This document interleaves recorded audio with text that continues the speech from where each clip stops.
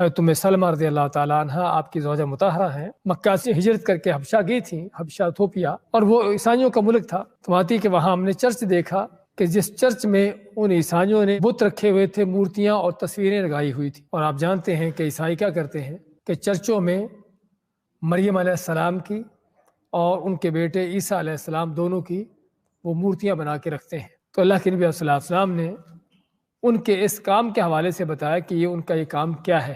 میں کہ ان کے ہاں، ان عیسائیوں کے ہاں، ان مشرکوں کے ہاں، اولئک اذا مات فیہم الرجل الصالح، ان لوگوں کے ہاں کوئی نیک آدمی جب فوت ہو جاتا ہے تو کیا کرتے ہیں؟ بنوا علی قبرہ مسجدا، ایک کام تو یہ کرتے ہیں کہ اس کی قبر پر مسجد بناتے ہیں۔ قبر پر مسجد بنانے کا معنی کہ یا تو واقعی ہی اس کے آس پاس کوئی بلڈنگ بناتے ہیں مسجد نام کی کہ جس میں عبادت کی جائے، یا پھر کم از کم اس قبر کے پاس بیٹھ کر اللہ کی عبادت کرتے ہیں۔